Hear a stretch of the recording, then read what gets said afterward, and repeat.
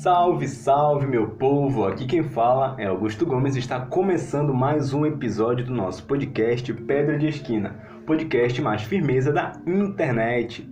No episódio de hoje vou trazer histórias da minha vida, histórias não muito legais, mas histórias curiosas. Eu garanto que tem algumas coisas que eu vou falar que eu me arrependo de ter feito, que eu me envergonho de ter feito e outras que eu gostaria que não tivesse feito, não gostaria de ter vivido essas últimas porque são histórias de assaltos.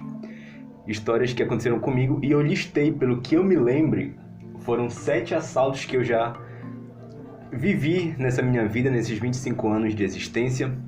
Para muitas pessoas é um número alto, mas eu dividi em categorias entre furto, roubo.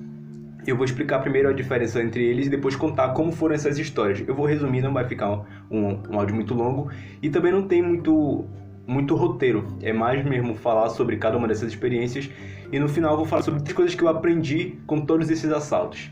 Então vamos lá, primeiramente explicar a diferença entre assalto, furto, roubo e apropriação indébita, porque a gente vê esse crime de assalto como um todo, mas na verdade existem diferenças. A primeira delas é que o furto, ele é quando algo de nós é levado por outra pessoa sem que ela tenha contato com a gente. Ou seja, é só subtraído de nós alguma coisa, muitas vezes a gente nem sabe quem foi. E o roubo, ao contrário de já é quando algo é levado de nós e a gente tem contato com a pessoa, que pode ter violência ou não, mas tem esse contato com as pessoas que estão nos assaltando, estão nos roubando na verdade. E o assalto, ele não é um termo que pela lei ele se aplica para a questão criminal, mas ele se assemelha ao roubo. Essa questão do assalto, a questão do roubo é quando levam algo de nós com esse contato com os criminosos, né? E a apropriação indébita é quando a gente empresta alguma coisa para alguém e a pessoa não quer devolver. Então, a apropriação indébita também é um tipo de penalidade e você pode, se tiver interesse, entender mais sobre isso na nossa Constituição, pelos artigos 155 e artigos 157, que não é o caso de hoje do episódio. Eu quero realmente contar mais as histórias e eu vou dividir entre essas duas categorias, o assalto e o furto. Então, vamos lá. A primeira história, na verdade, o primeiro assalto que eu participei, eu acho que hoje, pensando bem, voltando no passado, é o que eu sempre acho graça quando eu lembro dele, porque eu era adolescente, eu tinha 11 anos de idade, e foi um assalto que eu era para eu ter participado e eu não quis participar. Simplesmente, eu vou resumir. Eu estava me preparando para uma viagem, era um congresso que eu ia participar, meu primeiro congresso, então eu lembro que eu estava arrumando a minha mala e eu pensei, eu vou comprar algumas coisas para levar, algumas coisas de comer, biscoitos, essas coisas. E na época, bem na frente da minha casa, literalmente na frente da minha casa, tinha um mercadinho, né? Um supermercado pequeno de bairro. E lá eu ia comprar o que eu precisava. E quando eu entrei, eu me deparei com a situação. Tava o dono do mercadinho, que era pai de um amigo meu, tava sendo abordado, né, por um dos assaltantes. O outro assaltante, na verdade, o meu amigo, que era filho desse dono desse mercadinho, ele tava colocando umas moedas numa sacola. E o assaltante olhou pra mim, eu entrei assim, despreocupado, nem percebi logo no começo, então eu já tava no meio do supermercado quando eu vi. E ele falou, vem cá, ajuda ele a colocar essas moedas nessa sacola. Eu parei, eu olhei, entendi o que estava acontecendo, eu tinha 11 anos, né? E eu simplesmente olhei, entendi o que estava acontecendo, virei as costas e saí, fui-me embora. E ele ficou me olhando, o assaltante, e ele não teve razão de fazer nada. E eu atravessei a rua novamente, que era bem em frente à minha casa, atravessei a rua, entrei em casa e eu lembro benzinho que eu falei pra minha avó, vó, estão assaltando o mercadinho aqui da frente. E esse foi a minha primeira experiência, então, teoricamente, eu saí ileso, porque eu me fiz de leso, né? Eu saí sem... Hoje em dia, eu olhando pra trás, eu acho muito engraçado o que eu fiz, porque eu imagino o que deve ter passado na mente do ladrão, porque ele me abordou, ele falou, vem cá, ajuda ele a guardar isso aqui, é um assalto que tá acontecendo. E eu simplesmente falei, hoje não, Faro, não tô a fim de participar, e voltei pra minha casa. Essa foi a primeira história. A segunda história, ele já não é de assalto, ou seja, daquela diferença do contato, né? Já é uma questão de furto. Essa aqui pra mim também foi um pouco depois dessa época, eu acho que eu tinha uns 14 anos, e a gente fez uma viagem. Eu moro em Belém com a minha família. A gente sempre viajava para uma cidade próxima daqui, que é onde moram os parentes do meu padrasto. E a gente viajou para lá. E aí eu lembro que nessa época eu sempre gostei muito de música. Até hoje eu gosto muito de música. E eu lembro que nessa época eu queria muito um MP4 ou um MP3. E eu lembro que eu insistia muito pra minha mãe pra ela comprar. Eu era adolescente ainda, né? Eu insistia muito pra ela comprar e a gente não tinha condição de comprar. Até que em determinado momento eu consegui ganhar um MP4 dela. E ele tava novinho. Era um MP4 que pra mim era a posse da minha vida, assim. E a gente foi pra essa viagem e durante a viagem a gente sempre ia pra uns igarapés, que são braços de rios, assim, que passam por dentro dos terrenos, né? Enfim, e aí a gente foi pra esse igarapé e a gente deixou as coisas na casa, né? A gente não ia levar tudo pro rio. E aí eu peguei e deixei o MP4 na casa. E quando a gente voltou, não estava mais lá. E aí a gente procurou e não encontrou e sumiu. Então esse foi um furto. E isso pra mim foi muito, muito significativo, porque era um objeto que eu tinha, além do preço dele, que foi muito caro para a época, para nossas condições, era um objeto que tinha muito valor para mim. Então aquilo para mim me revoltou assim na época. Eu lembro que eu passei muitos anos sem voltar lá. Na verdade, eu não voltei naquela casa, naquelas circunstâncias, mas até hoje eu fiquei assim meio que muito traumatizado com aquela situação. E aí eu não voltei, eu falei que eu não queria mais viajar para lá. E eu não viajei, eu viajei para a cidade ainda, mas para outras situações. Porque na minha adolescência eu tive essa situação, então foi um furto que mexeu bastante comigo. E também é uma história simples, né? Então bora para a terceira. Aí aqui a gente já começa a ser mais consciente da vida. Eu já era adolescente, assim, entrando na fase da juventude. E nessa época eu já estava namorando. Então eu tinha uns 15 anos, acho que uns 15 para 16 anos. Eu estava no meu primeiro namoro e era um namoro bem de adolescente mesmo, bem inocente, né? Porque eu me considerava uma criança, por isso que eu tinha algumas questões comigo. E aí a gente sempre se encontrava em locais assim mais desertos ou em locais onde a gente não encontrava pessoas conhecidas, mesmo que fosse locais no nosso bairro, que a gente morava no mesmo bairro. Só que como a gente era muito novo, meio que não era apoiado aquele relacionamento, né? Por mais que depois de um tempo as pessoas descobriram.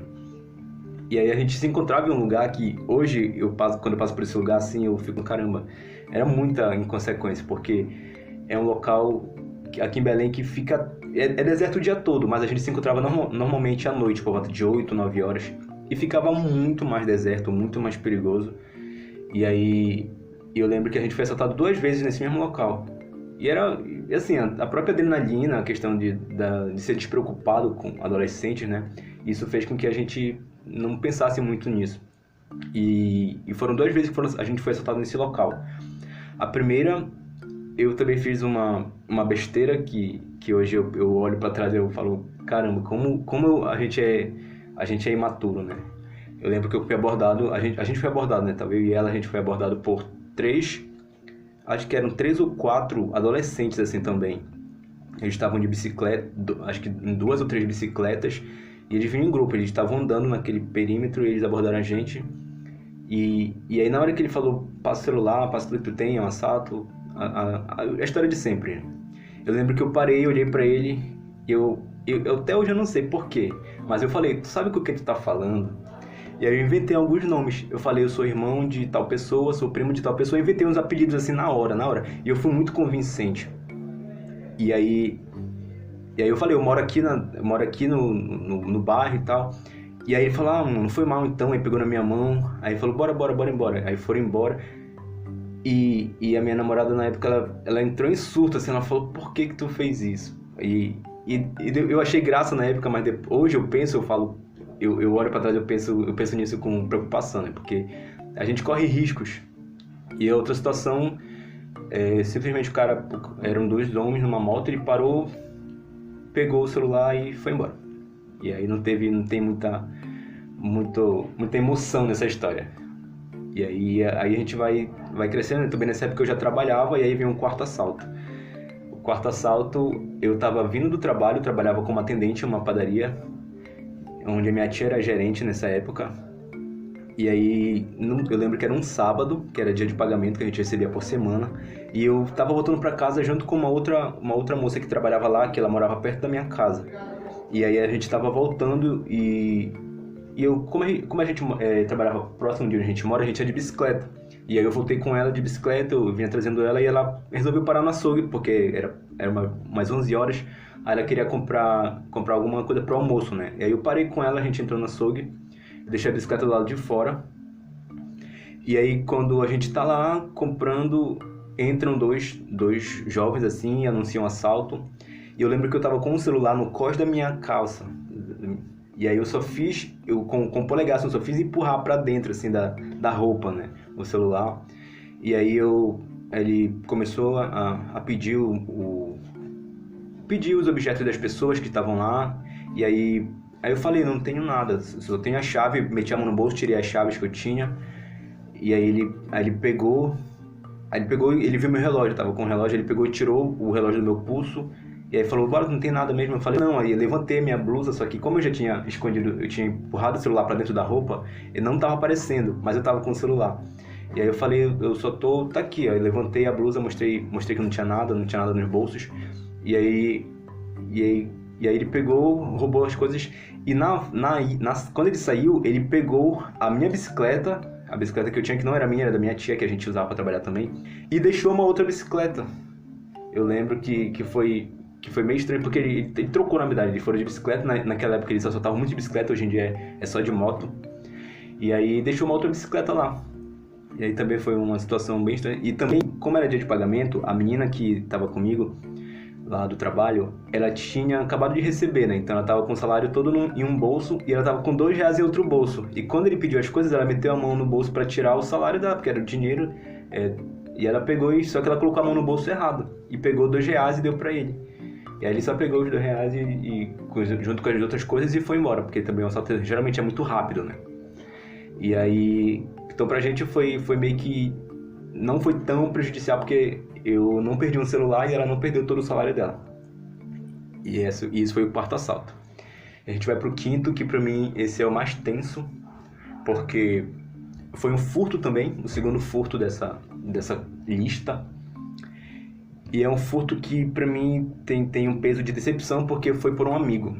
Eu tinha um amigo que nessa época a gente sempre foi muito próximo, a gente é amigo até hoje, mas nessa época a gente é tão próximo que ele tava dormindo lá em casa durante um tempo.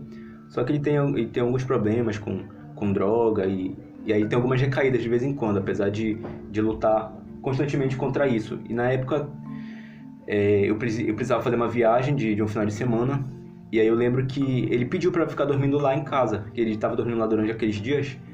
E aí eu conversei com a minha família, né, e aceitaram, e eu peguei e deixei lá. Inclusive essa história as pessoas nem sabem. Eu nunca compartilhei com ninguém, também não vou dizer quem é.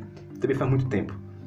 E ele sabia, como a gente era amigo, né, a gente conversava, e eu contei pra ele que eu tava muito feliz que eu tinha conseguido um cargo na igreja, e pra isso eu precisava comprar um terno, porque era um cargo na sede, um cargo maior, e aí eu precisava estar melhor apresentado, né? E aí eu tava inteirando dinheiro pra comprar um terno, que eu queria comprar à vista, já que eu não tinha cartão. Eu era de menor também nessa época, acho que eu tinha uns 16 anos. E aí, né, durante a viagem eu passei e o meu quarto ficou lá e ele dormia no meu quarto. E quando eu voltei de viagem, ele não tinha sumido, eu perguntei se ele tinha ido dormir, ele só foi em uma das noites, as outras noites ele não foi dormir, e também sumiu. E aí eu percebi que o dinheiro tinha sumido também. E aí na mesma hora eu entendi o que tinha acontecido, mas também não fiz nada, eu fiquei comigo com aquilo. E como eu precisava daquele terno, eu pedi pra mãe de uma amiga, que ela me emprestou o cartão dela, eu comprei o terno no cartão, paguei parcelado, todo mês eu tinha esse compromisso de pagar a parcela do cartão.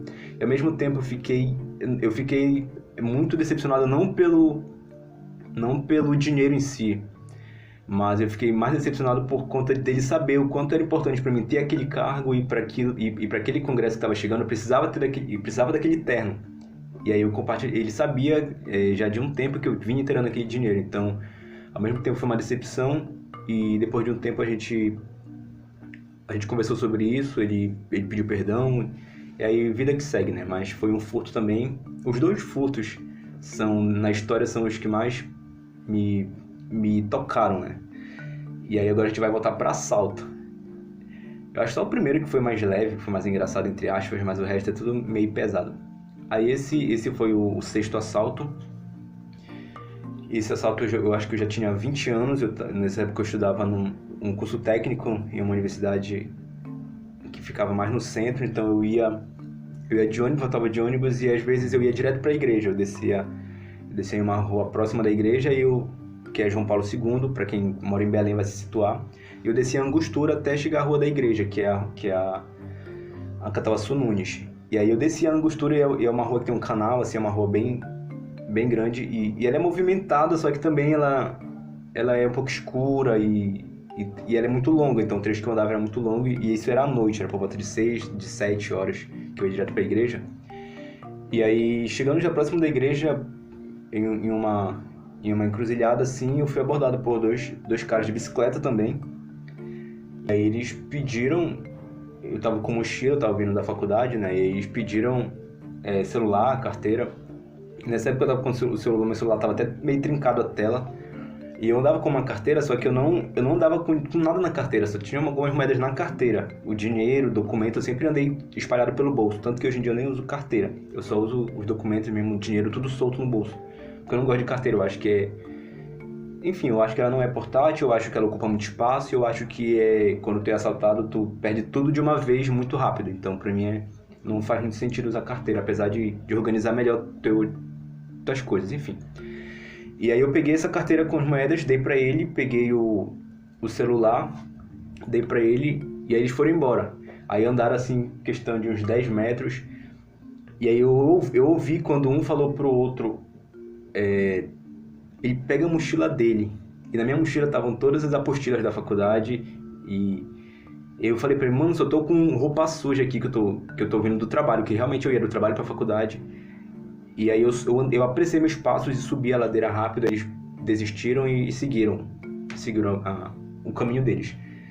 E aí esse foi um dos últimos assaltos, e o último que eu me lembro já foi mais recente. Foi acredito que em 2019...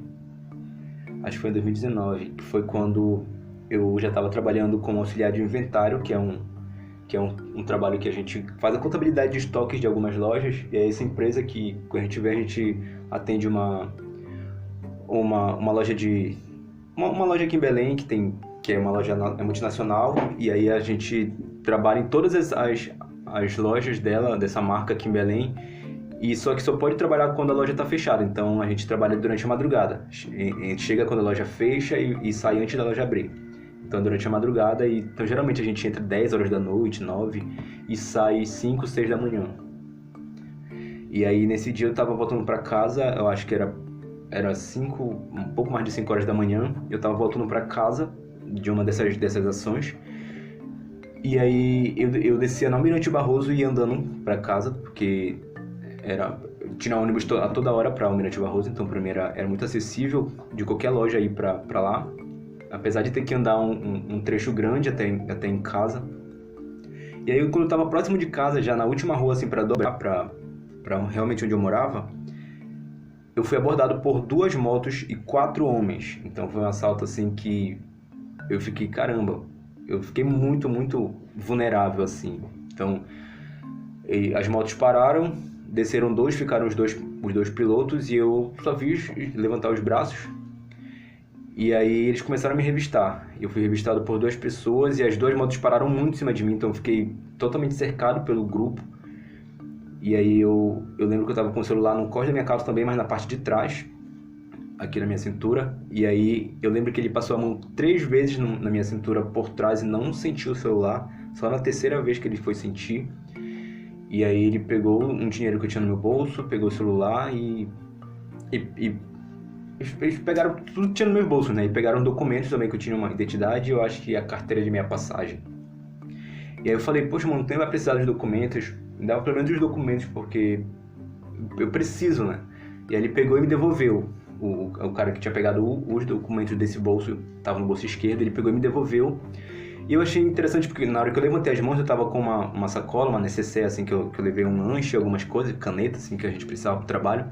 E eles não viram na minha mão, então eu acredito, porque senão eles tinham pegado a bolsa. Aí eu falei, poxa, eles vieram só nos bolsos e a bolsa que teoricamente é onde as pessoas levam os seus bens, eles não viram. E aí pegaram, foram embora e eu fui pra casa. E esse foi o último assalto. Então, contando, são sete histórias, desde quando eu tinha 11 anos de idade até o último, acho que eu tinha por volta de 23 anos. Então foram essas histórias. E o que eu aprendi com tudo isso?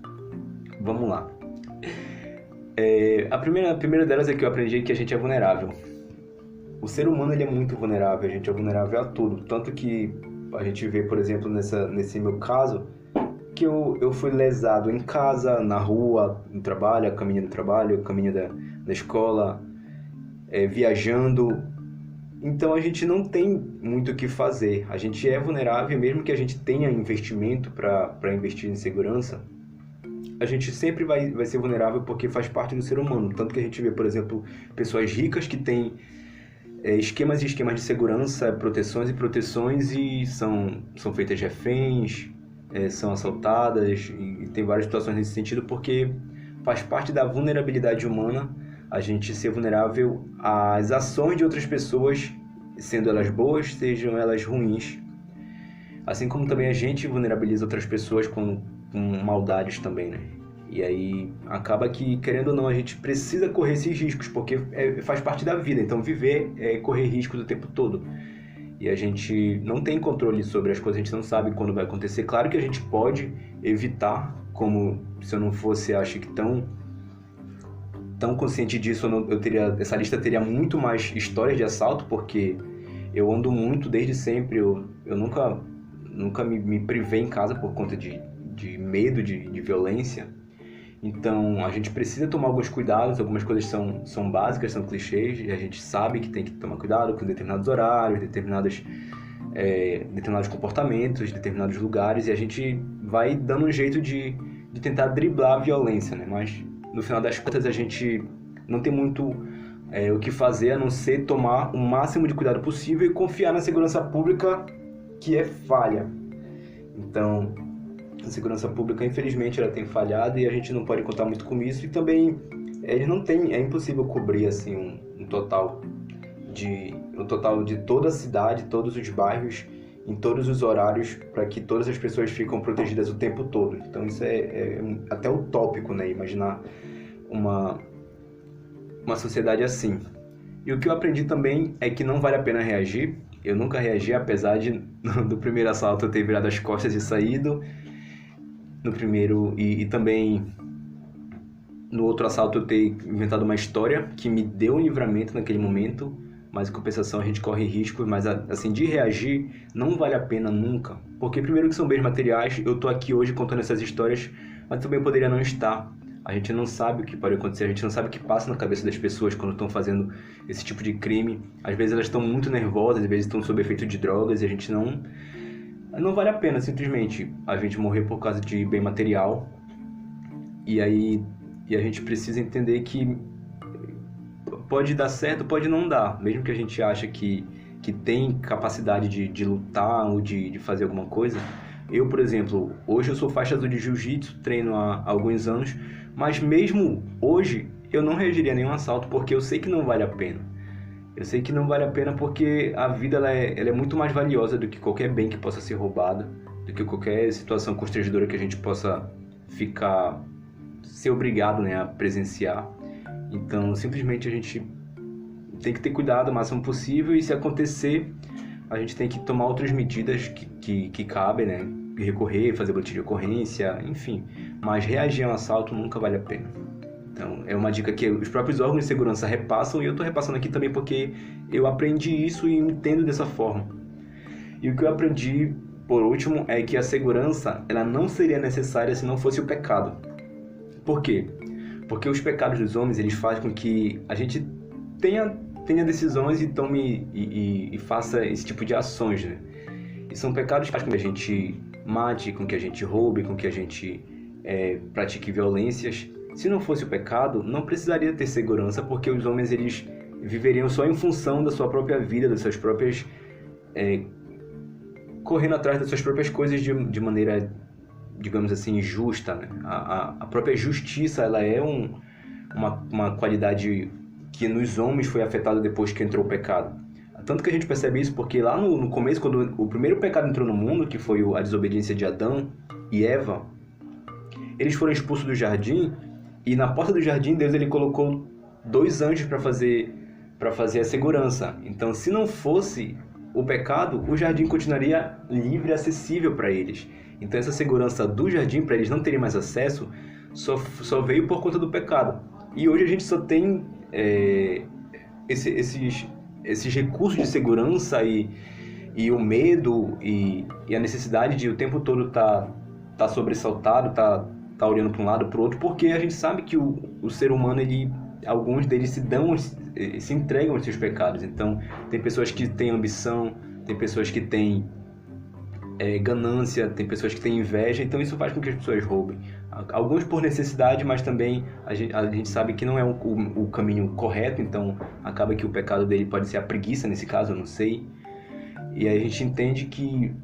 Eu entendo e repasso isso, que eu imagino que é uma teoria que se aplica, porque eu não consigo ver outra forma de não ser o homem entrega o seu pecado, ele faz com que os outros sintam ameaça, porque a gente mesmo sabe que a capacidade humana ela vai muito além quando o homem quer. O homem, quando ele quer ser mal, ele consegue ser extremamente mal. E o homem, quando quer ser bom também, ele consegue evoluir muito. Ele consegue melhorar, ele consegue ser uma pessoa benquista por todos. E a gente mesmo, se a gente quisesse ser pior do que a gente é, a gente com certeza conseguiria ser, e com certeza seria muito pior do que a gente é. Então essas foram as histórias que eu quis trazer hoje, e que a gente consiga sobreviver às dificuldades da vida, né? Nesse caso eu trouxe um ramo delas, que são os assaltos, que são as subtrações de bens, e sobreviver a tudo isso, e no final restar histórias, restar aprendizados, restar lições de tomar cuidado e outras coisas, e não se abalar, porque querendo ou não a vida ela sempre vai ter pontos fortes assim pra gente seguir vivendo, porque faz parte da dinâmica da vida as dificuldades, as bonanças, os tempos ruins, os tempos bons, o tempo de tu tá estribado, ostentando, e o tempo de tu perder alguma coisa, faz parte da dinâmica da vida. A vida ela tem isso, e querendo ou não, são coisas que faz parte, dão graça para isso, apesar de que não deveria ser dessa forma, né? Mas infelizmente o pecado ainda está aí agindo, os homens eles infelizmente ainda dão lugar para os seus pecados, e a gente precisa conviver com isso no seio da sociedade. Então esse foi o episódio de hoje, Aprendizados de um Assaltado, e a gente se ouve no próximo episódio.